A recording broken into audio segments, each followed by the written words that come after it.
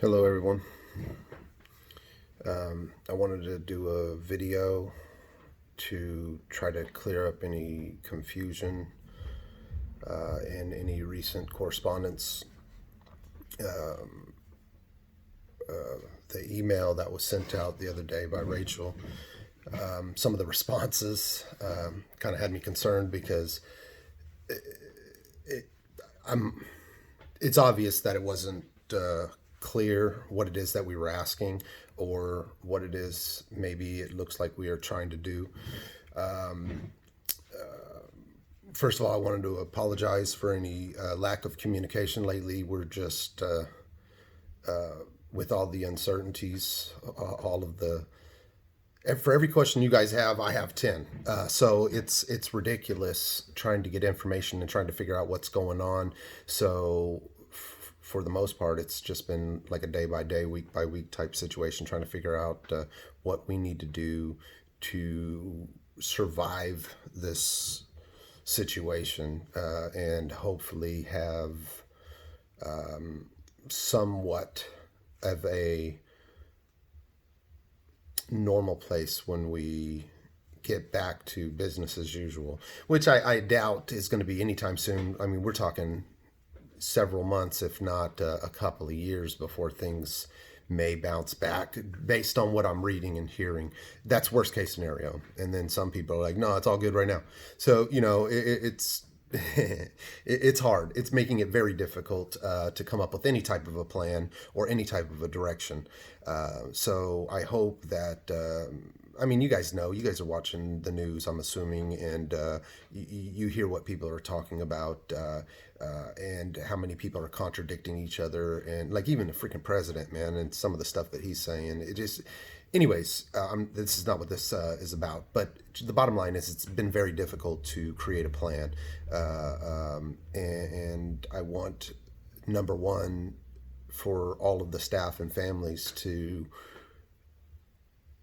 know that whatever plan we come up with or whatever direction we plan to take, the health and safety of everyone involved is the number one priority. So, the business does not come first. Yes, the business is very important, especially to Tina and I. We want to make sure that at the end of this, that there is still a business. We have, on a side note, we're financially, we will be fine for a few months, 3, 4 months maybe. But at some point we have to get back to the school making money. The school, that's the only way the school is going to continue, is if the school makes money. And unfortunately, I hate talking about money when it comes to preschool and early childhood education because it just doesn't go with it. But it is, no matter what. At the end of the day, we need to make money before we can or to be able to continue doing what it is that we do. Anyways, so back to what I was saying. We're not trying to rush anything. There's, even if I wanted to rush anything, there's nothing that I can do to rush it.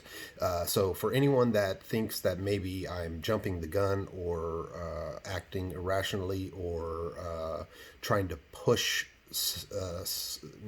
an alternative agenda or motive. I don't know what the thoughts you guys have is, but that's not the case.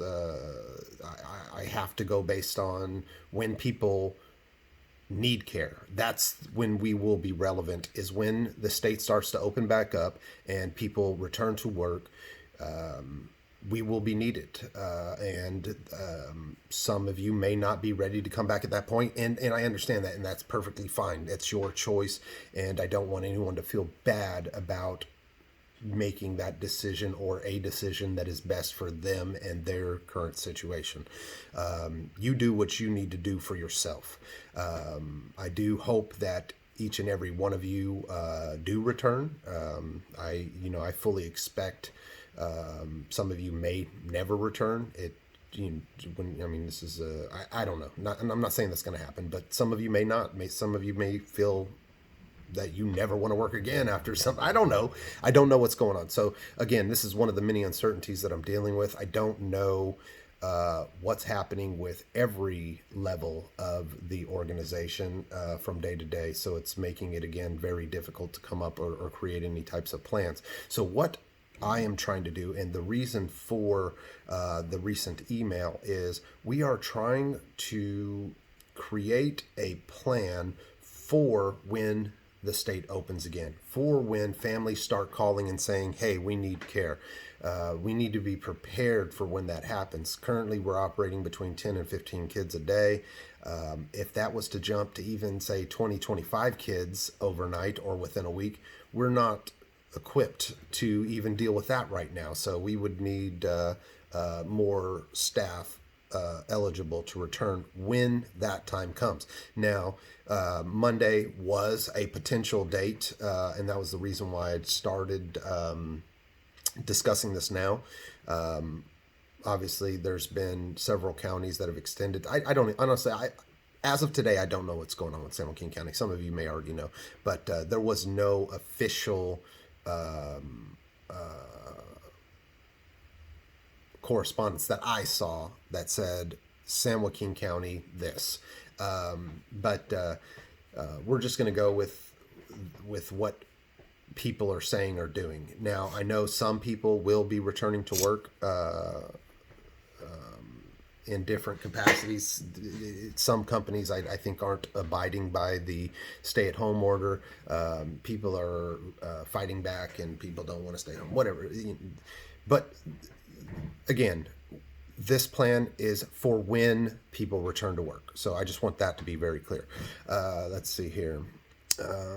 No one will be forced to return. Obviously, we will need some teachers to return, but no one is going to be forced to return. We will ask who would like to return, and if when would you like to return. One of the ideas Tina had was to have everybody review the 4 phases that the governor has put in place, and say, hey, at which phase would you like to return? And then that kind of allows for us to at least plan for your return if it works.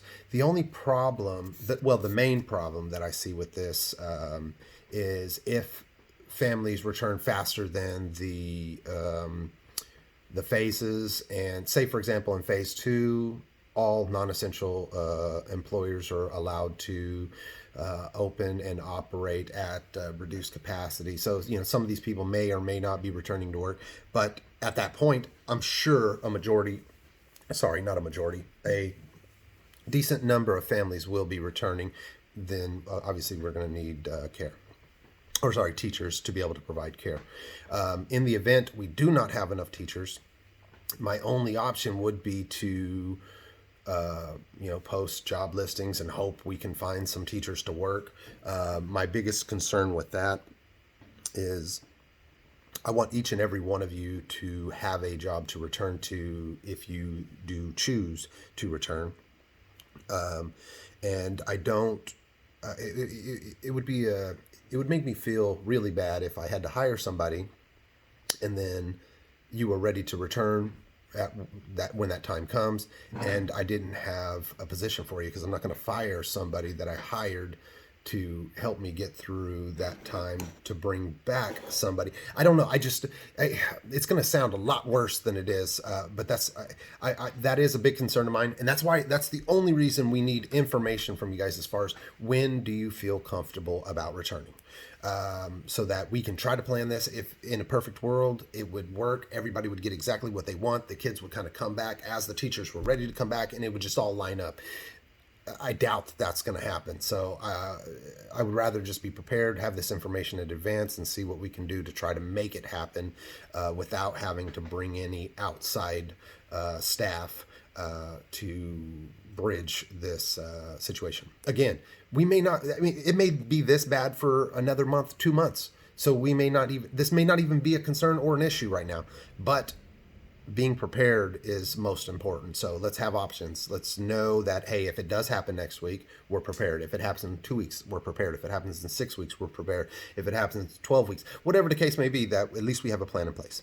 All right, I'm taking way too long, way longer than I was expecting. Some of the ideas that we have and are trying to implement to improve safety, health and safety for everyone involved, staff, families, children.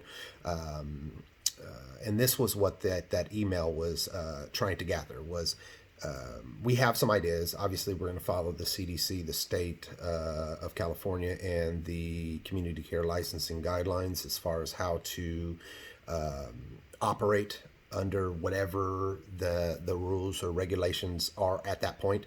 And the reason I say it like that is because they change every day, man. It's like every other day I feel like there's new information or something is. Anyways, it is what it is. So some of the ideas that we had was increased cleaning and sanitizing. That's not like, that's not something that isn't on the guidelines. But what we were thinking was possibly hiring a service. They have a fogging service that will come in and they do this fogger thing that sanitizes the environment. We're looking into that. Looking into an option of possibly purchasing our own equipment to be able to go around. Maybe at the end of the day, each day I could go around and do the fog sanitizing in each classroom or each environment that there's been children. Also, they have little canisters, the little fog canisters that you can set down and bomb the environment, which is it's a sanitizer, a vaporized sanitizer. So we're looking into those types of ideas. We're looking into getting a sink, a portable sink in the lobby, which will save some time and some chance of exposure if right as families enter the building, they are required to wash their hands prior to entering the facility. We've ordered some of the hands or no touch thermometers so that we can check it at the door, check everyone as they enter the facility. Everyone's going to need to be checked. Staff, families, the parents that are coming and going. Everybody needs to be checked prior to entering the facility. So, and also, the only reason this is not an immediate plan is because of the cost. These portable sinks are between $500 and $1,000 each. But we're looking into trying to figure out our budget for trying to get. It's something we've always wanted, but just the money has always been an issue. Looking to get sinks in the classroom, those little portable sinks. So if we can find a deal or, and I don't want to go get, some budget ones that are going to be junky or crappy. We want to get a quality one. So if we can find some quality ones that we can budget for, it is long term.